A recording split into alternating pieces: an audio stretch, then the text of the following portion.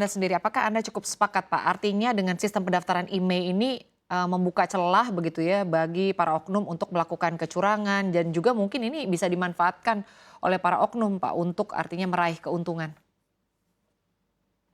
Iya, ini kan pelanggaran hukum, Mbak. Jadi kalau mereka melakukan tindakan kriminal, ya itu sulit. Jadi kami rasa pemerintah dalam hal ini harus melakukan corrective action di sana itu. Dan saya rasa tidak terlalu sulit untuk melakukan corrective action untuk mengatasi masalah ini.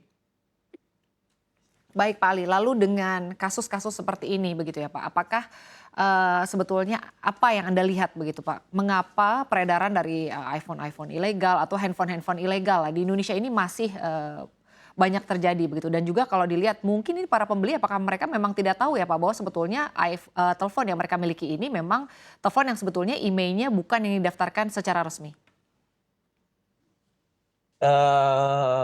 Saya tidak bisa menjustify itu, tapi kalau dari pandangan secara umum, mereka pengguna dari email ilegal itu tahu kalau itu adalah tidak benar di sana itu.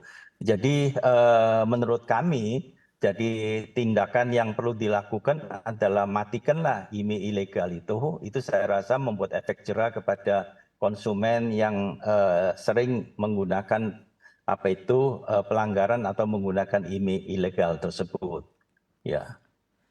Baik Pak Ali, lalu menurut pandangan Anda Pak, langkah preventif apa menurut AIPTI begitu yang bisa dilakukan artinya sebagai regulator untuk bisa mengurangi potensi handphone ilegal yang merugikan negara untuk kedepannya?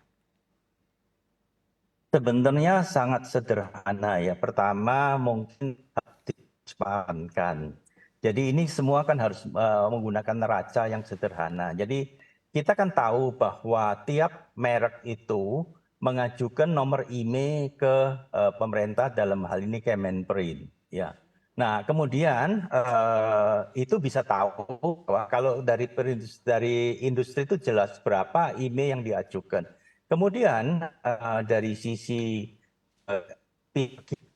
mengupload nomor IMEI itu ke server SIR tersebut, itu tiap bulan mungkin mereka harus diwajibkan untuk memberikan laporan. Apa yang dia masukkan di sana, berapa jumlahnya di sana itu. Nah di sana di cross check kan langsung kan kelihatan berapa yang diajukan oleh industri, berapa yang di-upload ke SIR tersebut. Jadi itu sudah pasti langsung kelihatan begitu. Jadi nggak terlalu sulit ya. Jadi modalnya cuma neraca saja dan kalau itu ditransparankan, lebih transparan ya stakeholder yang bisa mengawasi termasuk asosiasi misalkan ya. Kalau kita diberikan laporan bahwa oh bulan ini SIR yang diupload sekian. Nah, kita juga bisa compare dengan SIR yang diajukan atau yang dilaporkan realisasi. Itu SIR itu ada IMEI itu ada realisasi, ada perencanaan. Biasanya perusahaan itu akan mengajukan perencanaan, kemudian mereka akan melaporkan mengenai realisasi. Antara realisasi kuantiti tersebut dibandingkan dengan yang diupload oleh pihak yang masukkan ke dalam SIR itu harus sesuai di sana itu. Nah, kalau tidak sesuai sudah langsung tahu kan bahwa itu terjadi penyimpangan di sana. Tidak terlalu sulit, transparan kan.